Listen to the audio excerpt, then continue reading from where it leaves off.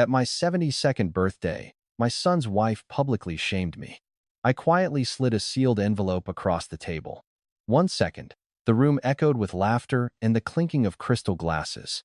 The next, every smile disappeared as though someone had cut the power to the entire evening. I had spent months preparing to hand my life's work to my only son, believing that this birthday would become the proudest moment of my family's story. Instead, it became the night I learned that respect can disappear much faster than success is built. Come on. My daughter-in-law laughed as she raised another glass of wine. Let's all celebrate the retirement of the old king before he forgets why we're here. A few people chuckled nervously.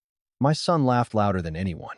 He never noticed the way my fingers tightened around the sealed envelope resting quietly beside my dinner plate. He also never noticed that I had already made my decision long before anyone took that first sip of champagne.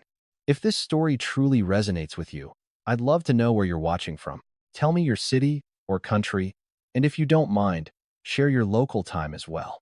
Somehow, knowing where people are listening reminds me that even painful stories have a way of bringing strangers together. My name is Harrison Carter. I'm 72 years old, and what happened that evening forever changed the way I looked at family, loyalty, and the difference between love and entitlement. Stay with me until the end, because what everyone believed about that birthday dinner wasn't even half of the truth. My birthday had always been simple.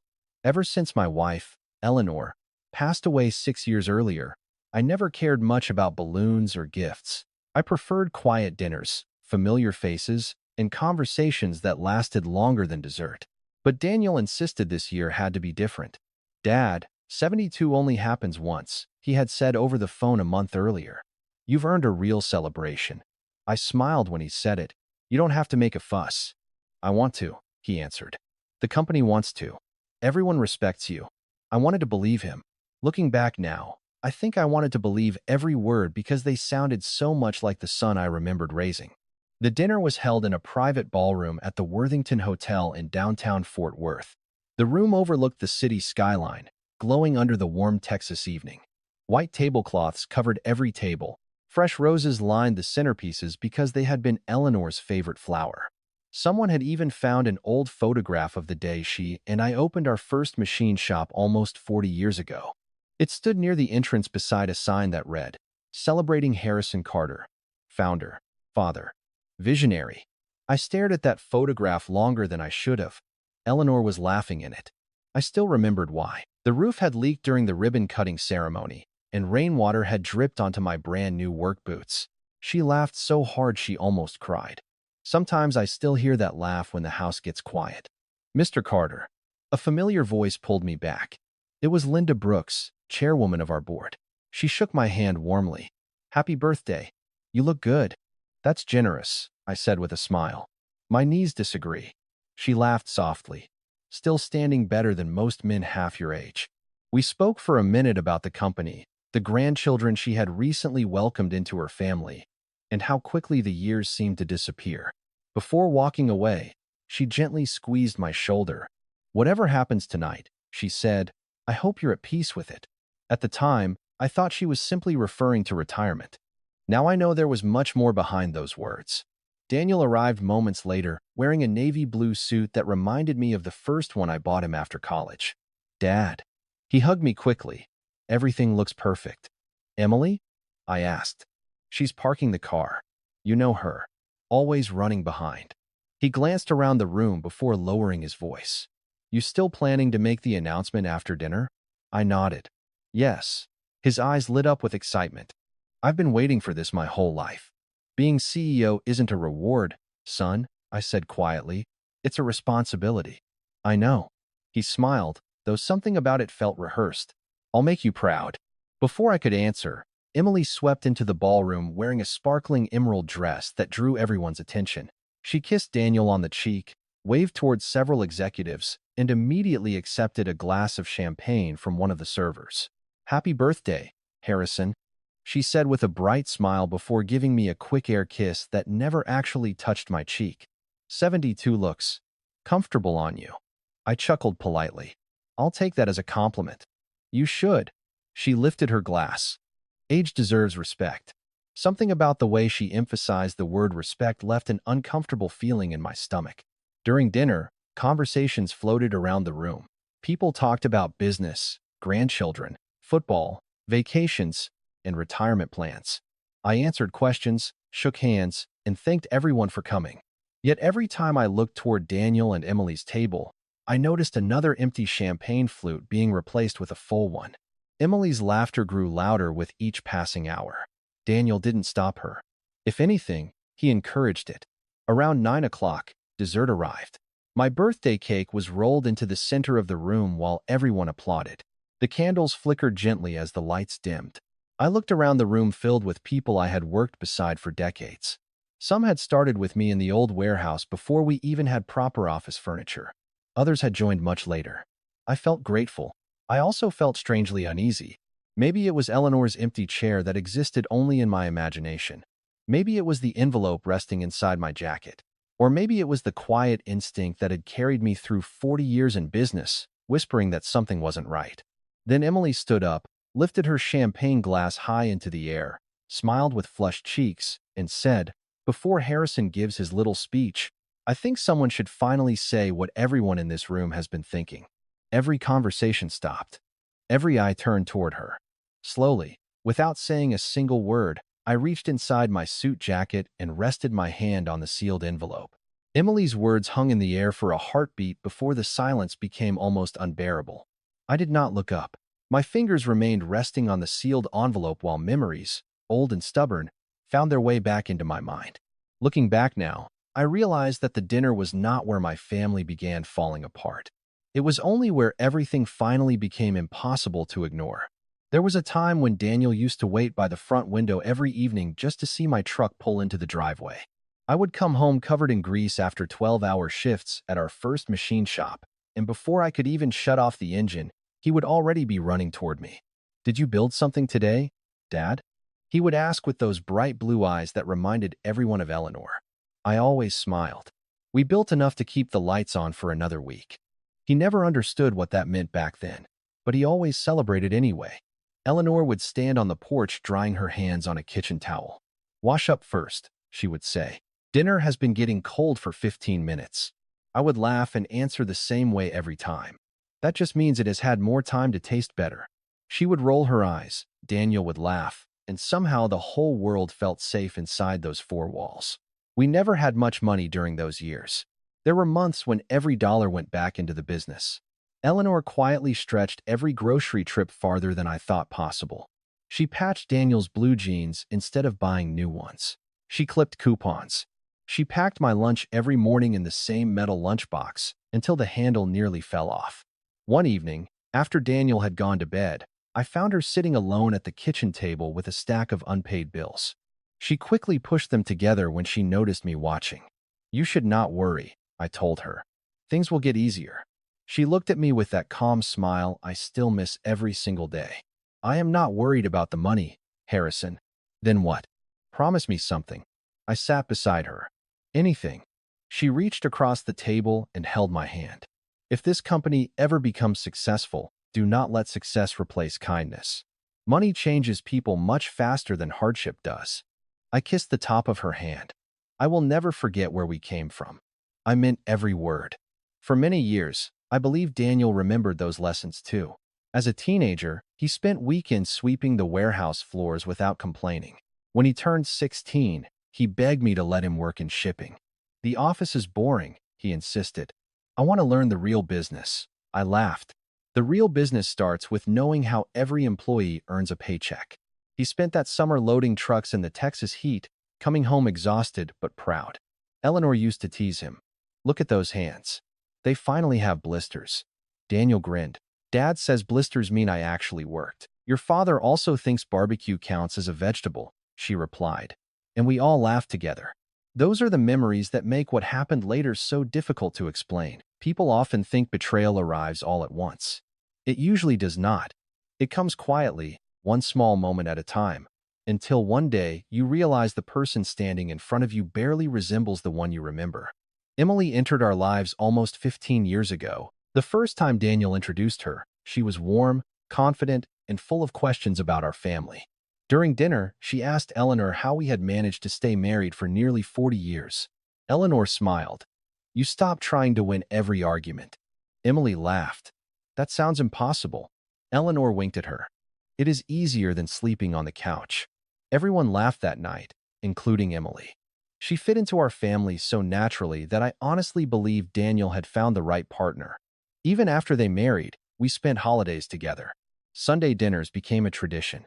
Emily brought homemade pies. Daniel grilled steaks in the backyard. The grandchildren had not arrived yet, but we often talked about the future as though nothing could ever shake it. Somewhere along the way, those conversations changed. They became shorter. Then they became business meetings disguised as family dinners. Daniel spent more time looking at his phone than talking to me. Emily began asking questions that sounded innocent at first. Have you thought about retirement? She asked one Thanksgiving while refilling my coffee. Sometimes, I answered. You deserve to enjoy life now, she continued. You have worked long enough. Daniel nodded without looking up from his plate. She has a point, Dad. I smiled. The company still needs me. Emily tilted her head. Or maybe it only thinks it does. It sounded harmless enough. I even laughed with them. But after that day, similar comments became more frequent. Christmas dinners, birthday lunches, family cookouts. You should travel more. You have nothing left to prove. People your age should slow down. None of those sentences were cruel by themselves. Together, they slowly pushed me toward the edge of my own life. I noticed another change after Eleanor was gone. The house became quieter, but so did the phone. Daniel used to call every Wednesday, then every other week. Then only when there was a reason. Dad, can you review this proposal? Dad, can you meet with the bank? Dad, what do you think about expanding into Oklahoma? Our conversations became about business almost every time. One afternoon, I called simply because I wanted to hear his voice.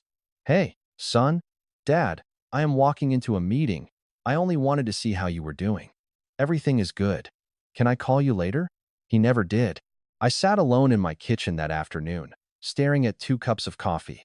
Without thinking, I had brewed enough for both Eleanor and me again. I looked at the empty chair across from mine and quietly poured the second cup down the sink. Maybe I should have recognized the pattern sooner. Maybe I convinced myself that people become busy, that life changes, that children naturally drift away. Those explanations were comforting because they allowed me to believe I had not already begun disappearing from my own family long before my 72nd birthday. And as Emily stood holding her champagne glass in that ballroom, smiling as every eye turned toward her, I suddenly understood that this toast had not been born from one careless evening. It had been growing for years. Emily lowered her glass just enough to smile at the room before speaking again. I think we all know why we are really here tonight, she said. Her voice smooth but louder than it needed to be.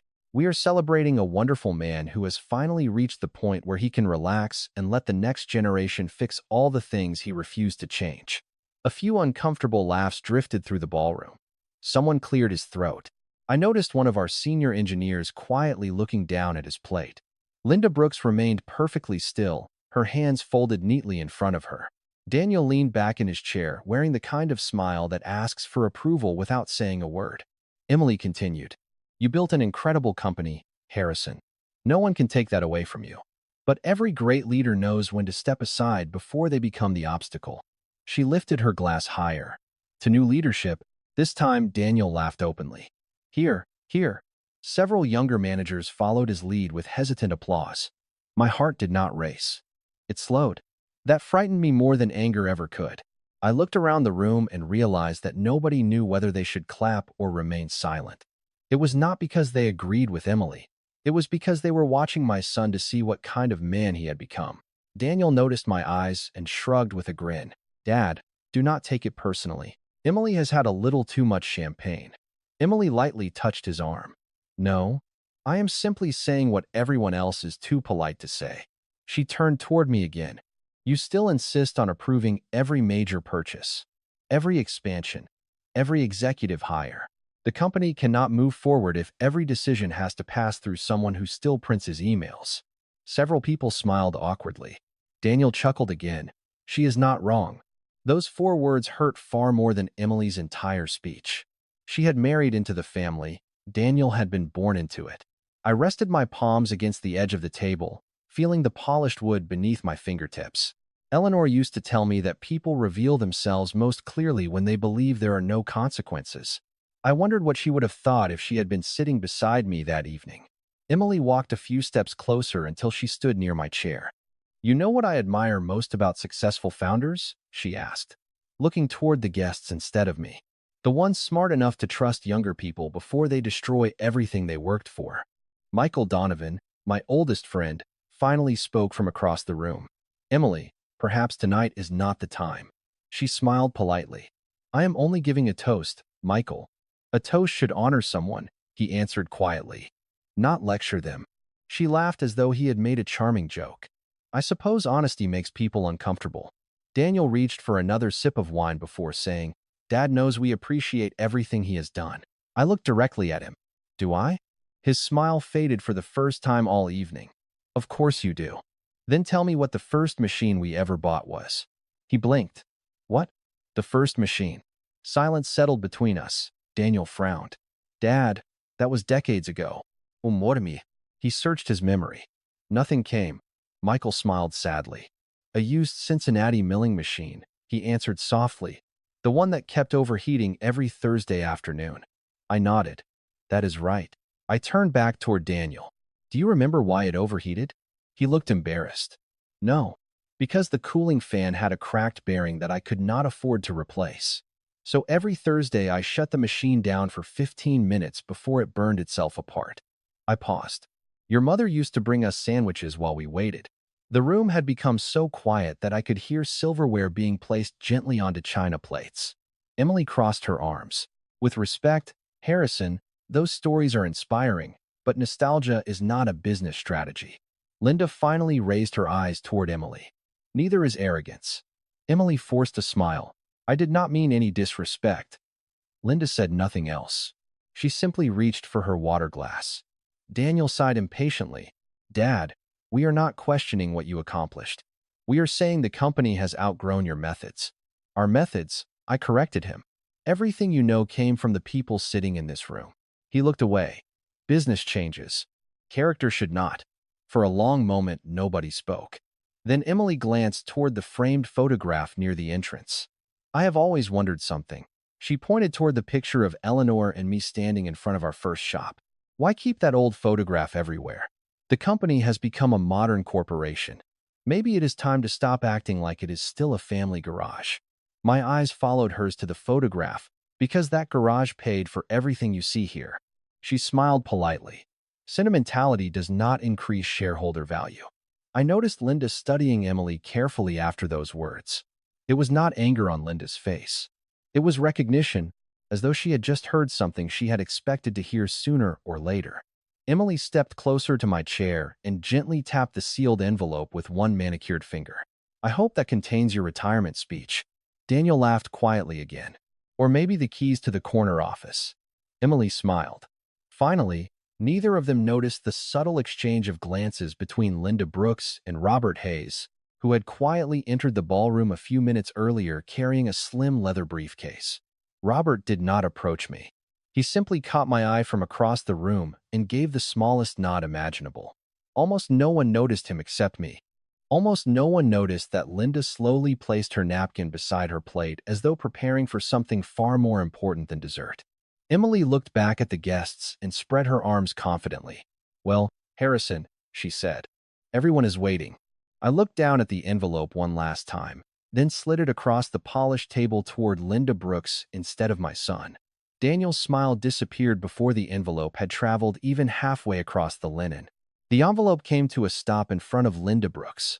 She did not reach for it immediately. Instead, she looked at me with calm, searching eyes, almost as if she wanted one last confirmation. I gave her a small nod. That was all she needed. Around the room, chairs creaked softly as people shifted forward. Daniel frowned. "Linda?" he asked with an uneasy laugh.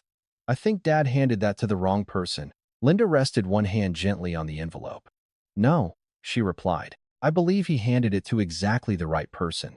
The room fell silent again. Emily folded her arms. "Surely whatever is inside can wait until after the birthday celebration." Before Linda could answer, another familiar voice spoke from near the entrance. "Actually, I believe this is precisely when it should be opened." Every head turned toward Robert Hayes. He walked into the center of the ballroom carrying the same worn leather briefcase I had seen him use for nearly 30 years. Robert had served as my attorney for most of my professional life, but people respected him for reasons that reached far beyond legal work. Before practicing law, he had spent 2 decades as a military attorney in the United States Army, earning a reputation for fairness that even his opponents admired. After retiring from military service, he became one of the most trusted business lawyers in North Texas. He never raised his voice. He never sought attention. Yet when Robert Hayes entered a room, people naturally listened. Emily forced another smile. Robert. We were not expecting legal counsel at a birthday dinner. Robert smiled politely. Neither was I, until Harrison called several weeks ago. Daniel looked confused. Several weeks ago? Robert nodded. Yes. He removed his glasses, cleaned them carefully with a handkerchief, then looked around the room. Ladies and gentlemen, forgive the interruption, but some evenings become more important than the people attending them realize. Nobody spoke. Robert's voice remained measured and steady. Many of you know Harrison Carter as the founder of Carter Industrial Equipment. Some of you know him as your employer. A few know him as a friend. He paused before continuing. I have had the privilege of knowing him as all three. Michael Donovan quietly smiled from across the table. Robert continued. Over the last 3 decades, I have watched Harrison make decisions that never appeared in annual reports. Decisions that never increased stock prices. Decisions that simply reflected the kind of man he chose to be. Emily shifted uncomfortably. With respect, Robert, I do not think tonight is the place for a biography. Robert turned toward her without the slightest hint of irritation. No, Mrs. Carter. Tonight is exactly the place for truth. His words settled over the room with surprising weight. He looked toward one of the senior production managers sitting near the back. Frank, do you remember the recession 20 years ago? The gray-haired man nodded immediately. Every day. Would you mind telling everyone what happened? Frank looked surprised. Me? Robert smiled. Only if you are comfortable. Frank slowly stood. Most people never knew this, he began quietly. Orders dropped almost 50% that year. We all expected layoffs. Several employees nodded. I had already started looking for another job. He looked toward me. Instead, Mr. Carter called everyone into the warehouse. Frank swallowed before continuing. He told us nobody was losing their job. Emily frowned. Companies say things like that all the time. Frank shook his head. No, they usually cannot keep the promise. His eyes remained fixed on me. He sold his lake house instead. A murmur spread through the ballroom. Frank continued. Used every dollar to keep payroll going until business recovered. I quietly lowered my eyes. That lake house had belonged to Eleanor's parents. We had planned to retire there someday. Daniel staredatme. Dad, you never told me that. I answered softly. You were busy building your own career. There was no reason to burden you. Robert stepped forward again. There are other stories. Before anyone responded, another voice came from the opposite side of the room. He paid for my wife's surgery. Everyone turned toward Maria Sanchez from accounting. Tears had already filled her eyes. 9 years ago, my insurance refused to approve the procedure. I was ready to resign because I needed another job with better coverage. She smiled sadly. Mr. Carter called me into his office. He never mentioned it again afterward. But 2 days later, the hospital informed us that the entire balance had already been paid. Emily looked genuinely surprised. You mean the company covered it? Maria slowly shook her head. No. Harrison did. The silence deepened. Robert gently folded his hands behind his back. I could stand here for another hour and tell similar stories. College tuition, mortgage assistance, families kept together after natural disasters. None of those acts were ever announced at shareholder meetings because Harrison believed generosity should remain private. Linda finally looked up from the envelope. I was on the board when several of those decisions were made. She smiled faintly. He always insisted that if people build the company should protect people whenever possible. Daniel looked down at the table, saying nothing. Emily opened her mouth as if she wanted to respond, but no words came. Robert's eyes settled on Daniel with remarkable kindness. Your father rarely defended himself because he believed character speaks louder over time. He paused. Sometimes, however, silence allows false stories to grow. Daniel whispered, almost to himself, I never knew. I looked at him carefully. No, Son, you never asked. His shoulders dropped slightly. For the first time that evening, the confidence he had carried all night seemed to crack. Linda placed both hands on the sealed envelope. Robert, she asked quietly, does everyone here need to understand what is inside before I open it? Robert met her eyes. No. Then what do they need to understand? He smiled gently. Only this. He turned toward the guests one final time. The papers inside that envelope were not created because of what happened tonight. They were prepared because of everything that happened long before tonight. The room became perfectly still. Even the waitstaff had stopped moving. Linda slipped one finger beneath the seal, and just before the envelope opened, Daniel suddenly pushed back his chair and stood. Wait, he said, his voice unsteady for the first time all evening. Before anyone reads another word, I need to ask my father something. Daniel remained standing, one hand resting on the back of his chair, as if he suddenly needed something solid to hold on to. The confidence that had carried him through the evening was gone. He looked at me, not as the executive everyone expected to become the next chief executive officer, but as the little boy who used to stand beside my workbench asking questions about every tool I picked up. Dad, he said quietly, when were you going to tell me? I looked at him for several long seconds before answering. Tell you what? His eyes shifted toward the envelope. Whatever is in there. Whatever Robert knows. Whatever Linda knows. I folded my hands together on the table. I hoped I would never have to. Emily let out a short laugh, though it sounded forced this time. This is getting far more dramatic than it needs to be. Robert looked at her calmly. Sometimes the truth arrives quietly.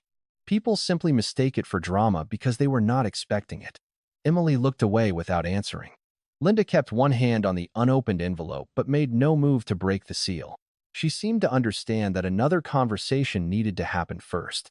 Daniel slowly sat back down. I thought I knew everything about this company. Michael Donovan smiled sadly. That is exactly what every second-generation owner believes at some point. Daniel looked at him. What does that mean? Michael leaned back in his chair. Your father never built Carter Industrial Equipment by himself. None of us build anything worthwhile alone. But he carried burdens most people never saw. Daniel frowned. Like what? Michael glanced at me as though asking permission. I nodded once. Your father almost lost everything 12 years after opening the business, Michael said. Several younger executives exchanged surprised looks. Daniel blinked. Lost everything? There was a contract dispute with a supplier. Steel prices doubled in less than 6 months. The bank wanted additional collateral before renewing the operating loan. Daniel looked at me. You never told me that happened. You were in college? I answered. Your mother wanted you focused on school. Michael continued. Most owners would have declared bankruptcy. He smiled faintly. Harrison spent 3 straight nights in the factory with the engineering team, redesigning an entire product line so we could manufacture it with less expensive materials without sacrificing quality. Frank, the production manager, nodded. I remember sleeping on cardboard beside one of the assembly lines. A quiet laugh spread through a few older employees. Frank smiled at the memory. Your father brought breakfast for everyone every morning before the sun came up. Daniel stared at me. You actually slept in the factory? Sometimes. For how long?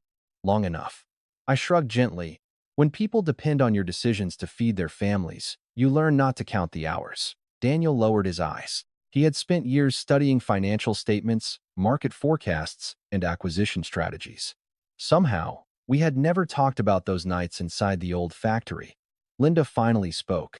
There is something else Daniel should understand. She reached into her handbag and removed a small notebook. Its leather cover had faded with age. Do you recognize this? I smiled. I have not seen that in years. She placed it carefully on the table. The board keeps it in the archives. Daniel looked confused. What is it? Meeting notes, Linda answered. My first year on the board. She opened to a page marked with a faded ribbon. This entry is from 16 years ago. Her eyes moved across the handwritten words before she read aloud. Chairman Harrison Carter declines proposed executive bonus program. Requests funds be redirected toward employee apprenticeship initiative. She looked up. The motion passed unanimously. Emily frowned. That is not unusual. Linda looked directly at her. You are right. It is not unusual to create executive bonuses. It is unusual for the founder to reject his own. She closed the notebook.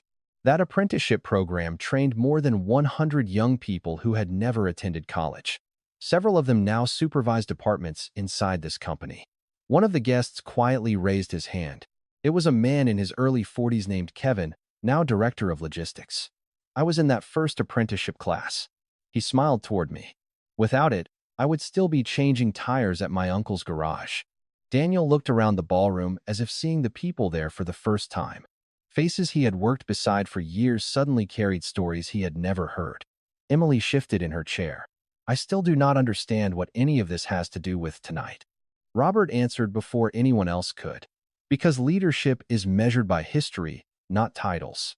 Emily folded her napkin with slow, deliberate movements. Daniel has spent years preparing to lead this company. That is true, Robert said.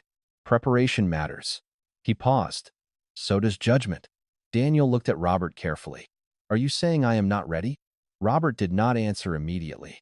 Instead, he walked toward the large photograph of Eleanor and me displayed near the ballroom entrance. He stood there for a moment before speaking. About 3 months ago, Harrison asked me a question I had never heard him ask in 3 decades. My chest tightened slightly. I remembered the conversation well. Daniel leaned forward. What question? Robert turned back toward us. He asked, how do I know whether I raised a son who wants to inherit responsibility or simply inherit authority? The words settled heavily across the room. Daniel looked as though someone had quietly taken the air from his lungs. Emily immediately responded. That is not fair. Robert remained calm. No, it is an honest question. I could still remember sitting in Robert's office that rainy afternoon. The untouched cup of coffee between us had gone cold while I stared through the window at cars passing by. Do you think I waited too long? I had asked him. Robert answered then exactly as he had answered so many difficult questions over the years. Only you know whether your son still listens when you speak as his father instead of his chairman. At the time, I did not know the answer. Sitting in that ballroom now, I wished I still did not. Linda rested both hands on the envelope again. I believe we have reached the point where everyone understands why this cannot remain sealed. Daniel slowly turned toward me. His voice had become almost a whisper. Dad, did you already decide my future before this dinner even began? I held his gaze without anger. No, son. I paused, feeling the weight of every eye in the room. Your future was never decided by me. My eyes drifted toward the unopened envelope. It was decided by something you have not seen yet. No one spoke after my last sentence. The ballroom, so full of conversation only minutes earlier, had become almost unnaturally still. Even the candles on the birthday cake seemed frozen, their small flames barely moving in the conditioned air. Linda looked at me one final time. Harrison? She asked quietly. Are you certain? I nodded. Please. Without another word, she slipped her finger beneath the flap and carefully opened the envelope. There was no dramatic gesture. No rush. She removed a neatly organized stack of documents secured with a simple black binder clip. Robert stepped beside her but never touched the papers. He simply watched as Linda read the cover page. Her expression changed almost immediately. Not shock, recognition. She slowly lifted her eyes toward Daniel. These are certified minutes from 3 board meetings. Daniel frowned.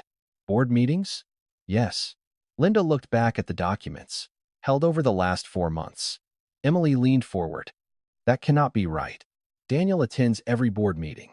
Linda's voice remained calm. These were executive governance sessions. Emily's forehead tightened. I have never heard of those. They are not required to include family members, Linda replied. Only voting directors. Daniel shifted uneasily in his chair. What exactly are you reading? Linda continued scanning the first page, recommendations from the Independent Governance Committee. She turned another page, supporting findings from an internal operational review. Emily quickly interrupted. Operational review? Nobody told us about any review. Robert finally answered, because the review was confidential until completed. Emily looked from Robert to me. You investigated your own son? Before I could respond, Linda quietly corrected her. No. The board fulfilled its fiduciary responsibility. Robert nodded once. There is an important difference. Daniel looked directly at me. His voice was no longer defensive. It carried something closer to confusion. Dad, why did you not come to me? I answered honestly. Because I hoped the review would prove I was wrong. He stared at me without speaking. I continued. A father wants to be wrong when he begins doubting his own child. Those words seemed to reach him more deeply than anything else I had said that evening. Linda carefully separated several pages. The committee reviewed executive decision-making, vendor approvals, hiring procedures, and governance recommendations over the previous 18 months. Frank quietly whispered to Michael, 18 months? Michael simply nodded. Emily folded her arms. Fine. Reviews happen. Companies conduct them all the time. That proves nothing. Linda agreed. You are correct. She tapped one page gently. The review itself proves nothing. She lifted another document. The findings do. Daniel's breathing had become noticeably slower. What findings? Linda looked toward Robert. Would you prefer to explain? Robert shook his head. No. He smiled gently. These belong to the board. Linda lowered her eyes again.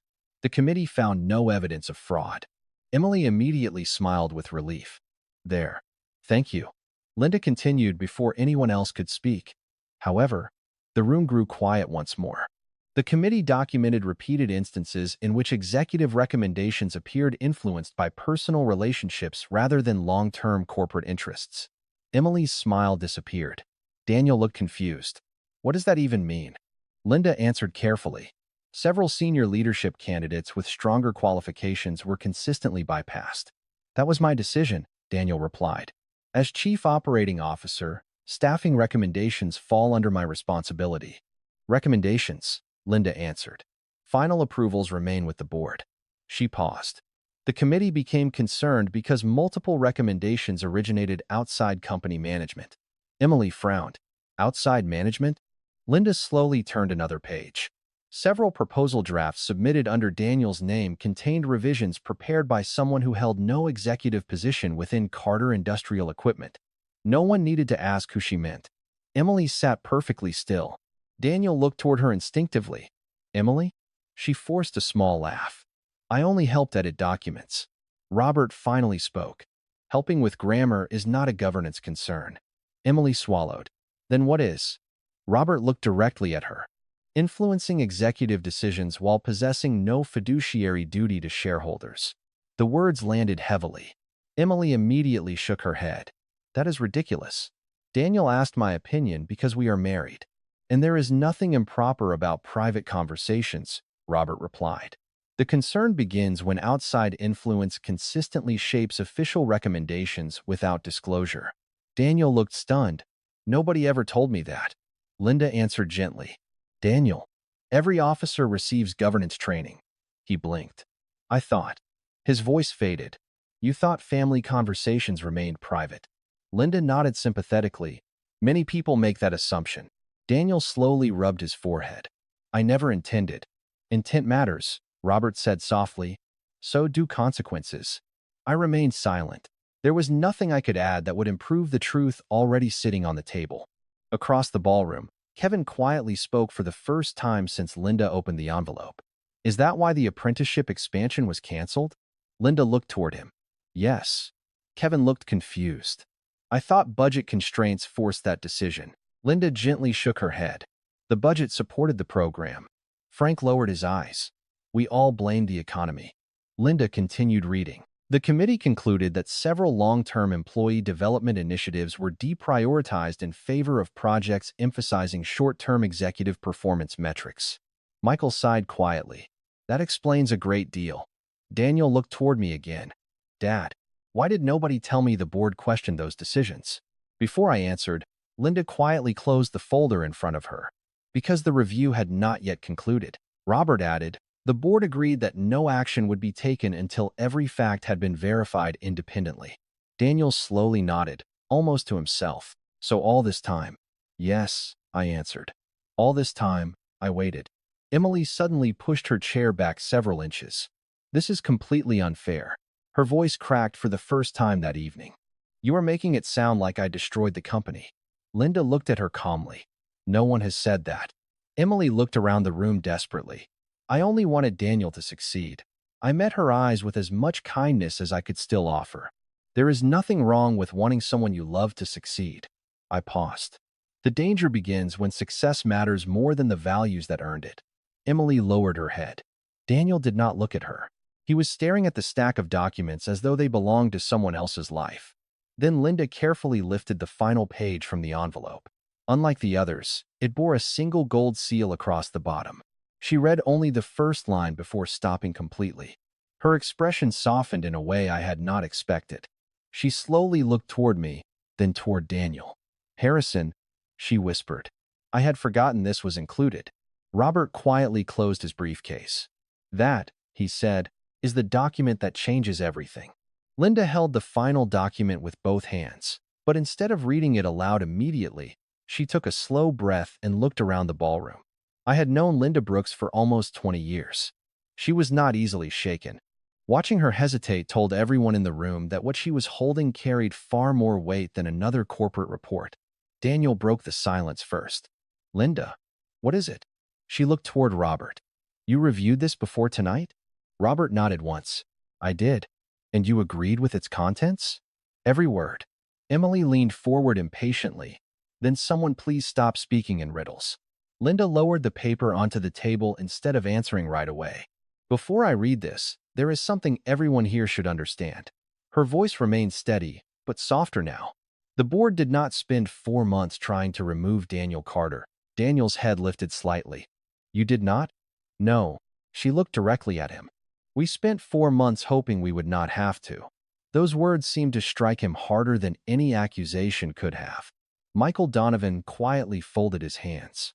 "That sounds like Harrison." Linda smiled faintly. "It does." She turned another page in the folder. Every recommendation made by the committee included opportunities for corrective action, executive coaching, governance mentoring, independent oversight. Frank looked surprised. "Those options were offered?"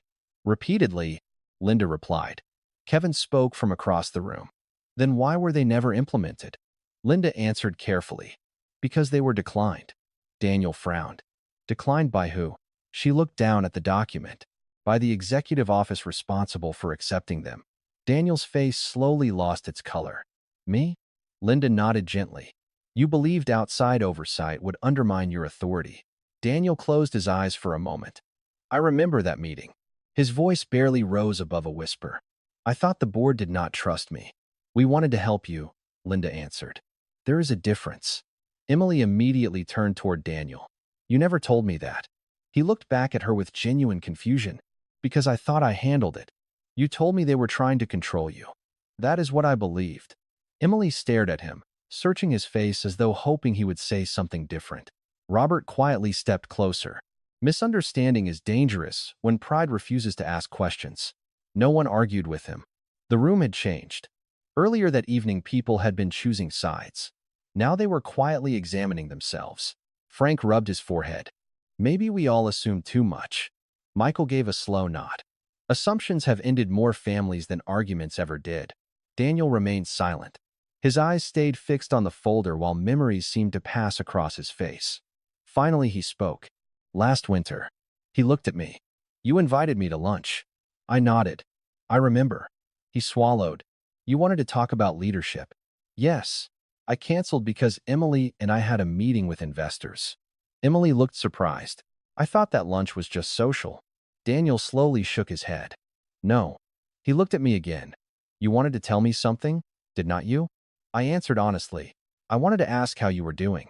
His eyes filled with regret. "And I told you to send me an email instead." "You were busy." "No." He lowered his head. "I convinced myself I was more important than I actually was."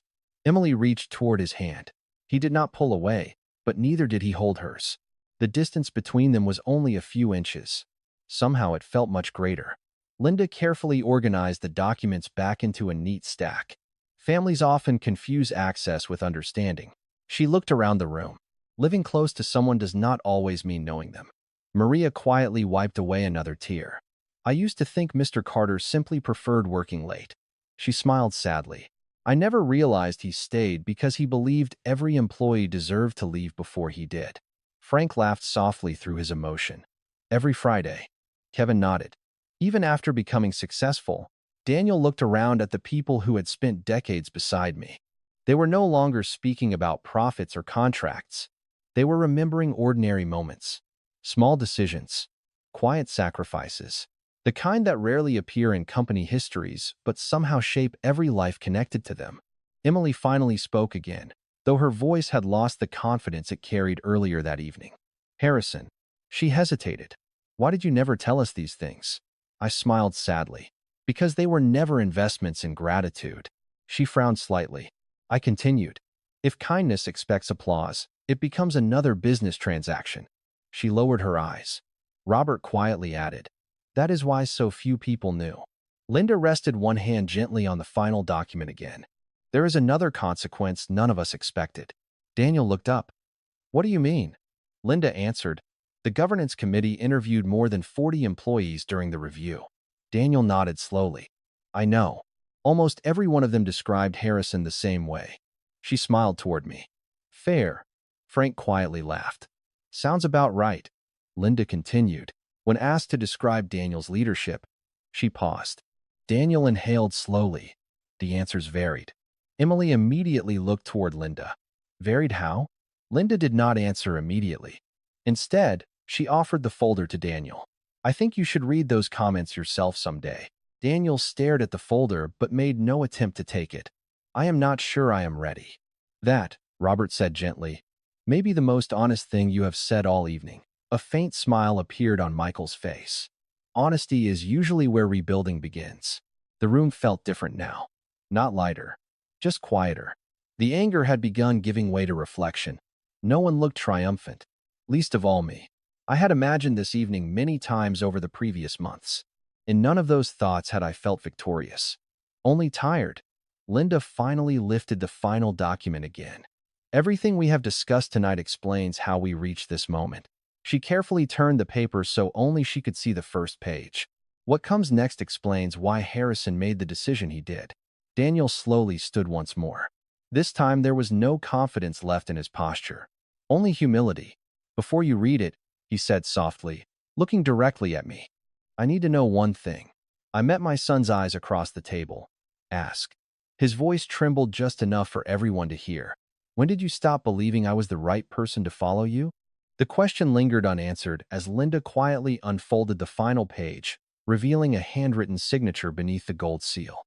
Daniel's question remained suspended between us, but I did not answer it immediately. Some questions deserve more than a quick response. They deserve honesty, even when the truth hurts. I looked at my son for a long moment before I finally spoke. I never stopped believing you could become the right person. His eyes searched mine. Then why? I smiled, though it felt more tired than happy. Because believing someone can become a leader is different from pretending they already are. No one moved.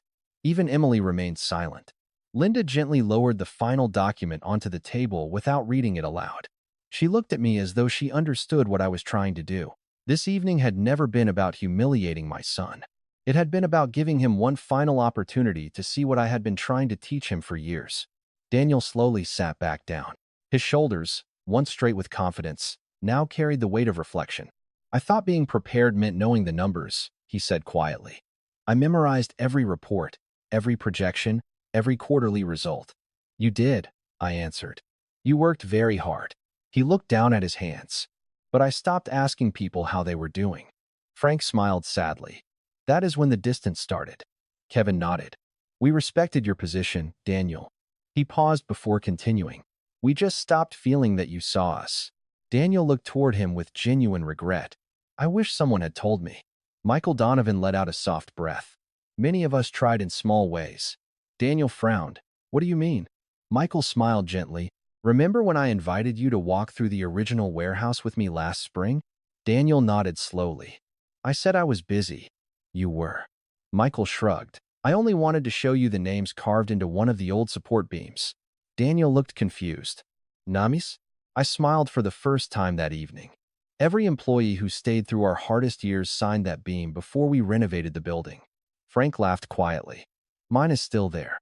Crooked as ever. Maria smiled through her tears. My father signed it too. Daniel looked at me with surprise. I never knew. Because you never had time to visit the old building, I answered gently. You were always planning the future. I hoped you would first understand the past. Emily slowly stood from her chair. Every eye followed her, but there was no tension in the room anymore. Only uncertainty. She looked at me. and for the first time since the evening began, there was no confidence behind her expression, only sincerity.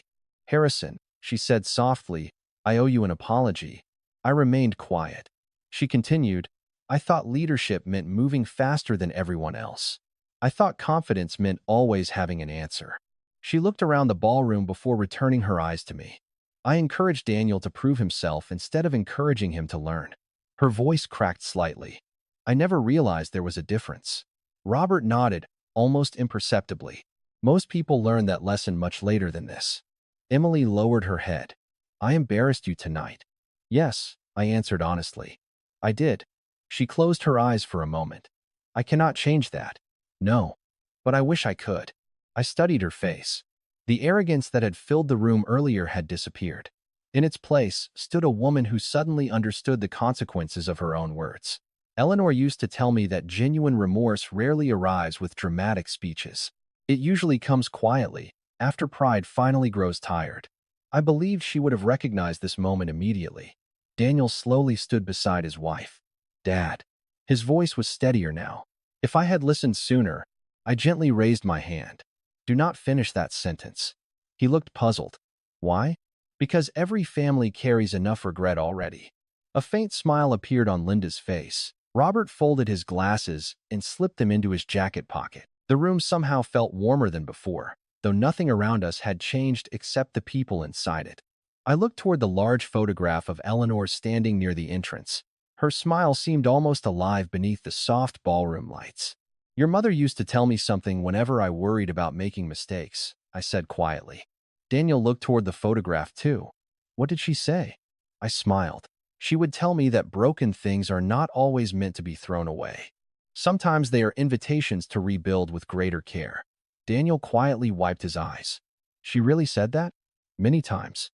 He laughed softly through his emotion. "That sounds exactly like Mom." Linda finally picked up the final document once more. "Harrison," she asked, "would you still like me to read this?"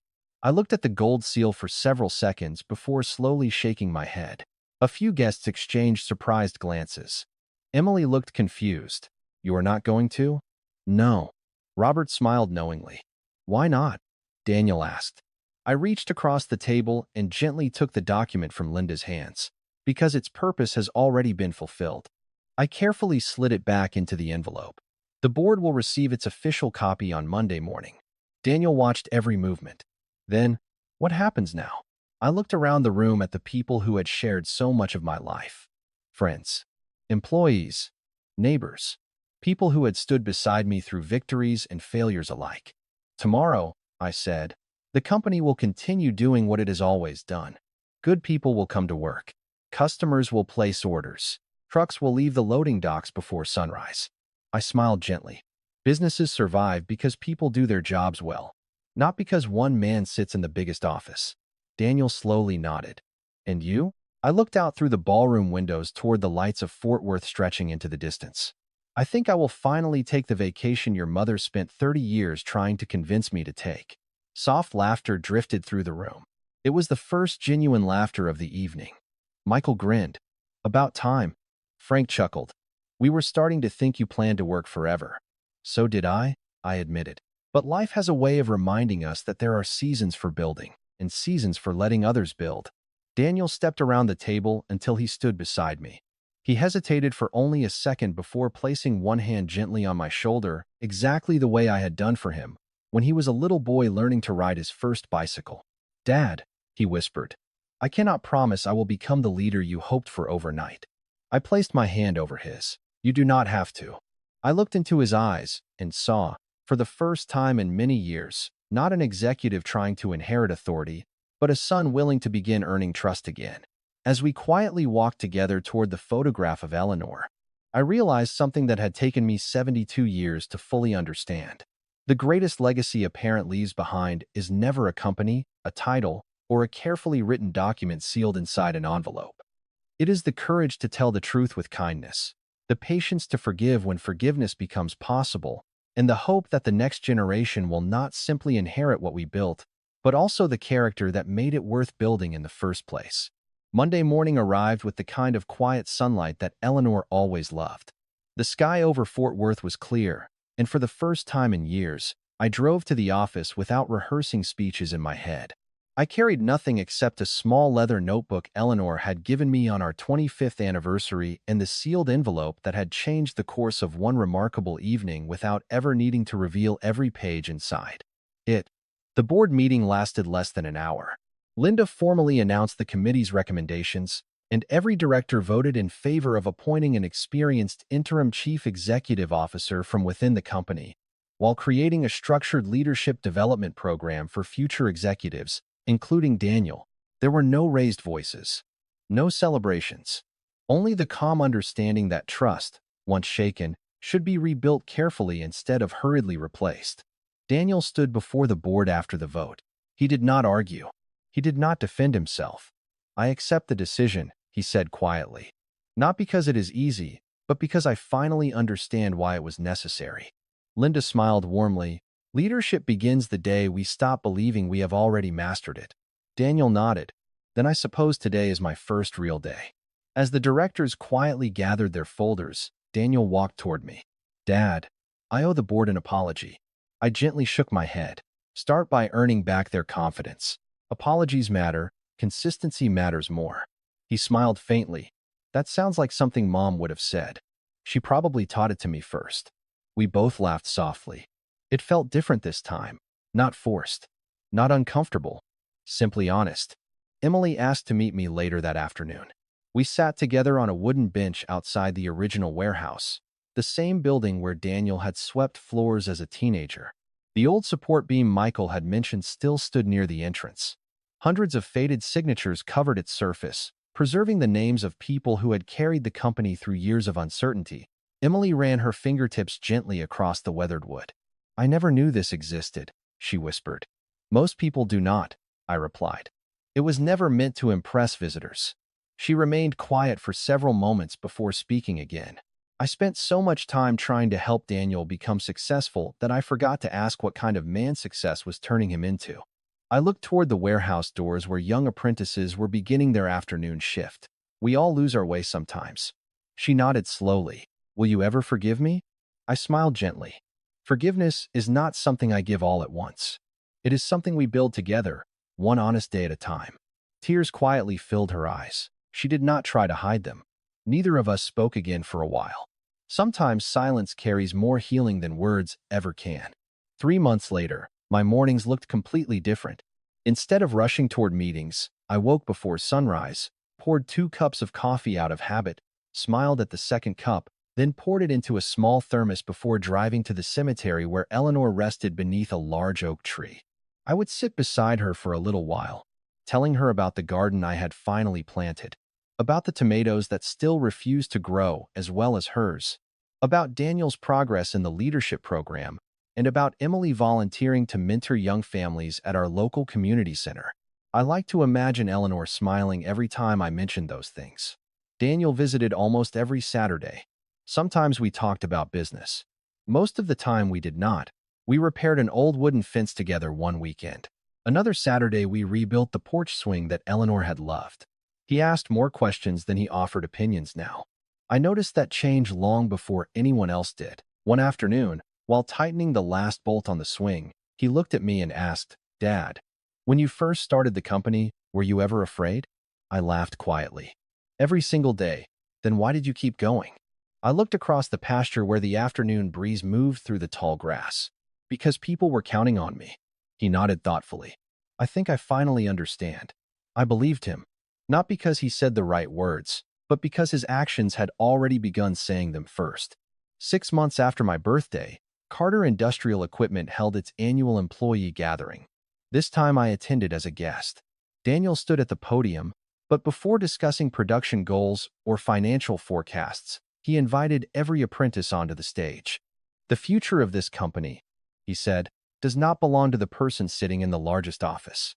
It belongs to every person willing to learn, to serve, and to care for the people standing beside them." As the applause filled the room, his eyes found mine for only a second. He did not need to say anything. I already knew he had finally discovered the lesson I had hoped he would one day learn. When the gathering ended, he walked over and quietly placed a small brass key in my hand. "What is this?" I asked. "The original office," he said. "We restored it exactly the way you and Mom left it. It will always be yours whenever you want to visit." I turned the old key over in my palm. It was worn smooth by decades of use, carrying tiny scratches that no polishing could erase. Somehow it seemed perfect, like every family, every life, and every heart that has survived enough years to understand that imperfections often tell the most meaningful stories. Today, that key rests beside Eleanor's notebook on a small wooden shelf near my front door. Every time I leave the house, I see both of them together. One reminds me where I came from. The other reminds me that some doors should never be locked by pride. If you have ever felt overlooked by the people you loved most, I hope you remember this. Your worth is never determined by someone else's approval. Healthy boundaries are not acts of rejection. They are acts of self-respect. Hold on to your integrity, remain independent in spirit, protect your peace, and never allow another person's opinion to become the measure of your value. Trust should be given with wisdom, and love grows strongest when it is rooted in honesty instead of control. If this story touched your heart, I would truly appreciate it if you would consider leaving a like, subscribing, and sharing your thoughts in the comments. Stories become meaningful when they remind us that none of us walks through life's hardest moments completely alone. The simplest lesson I learned is this: character is the greatest inheritance we can ever leave behind. Thank you for spending part of your day with me and allowing this memory to become part of yours. I hope it brings you a little comfort, a little hope, and perhaps the courage to have one honest conversation that changes everything. Until we meet again in another story, may your home be filled with peace, your heart remain steady, and your kindness always outlive your success.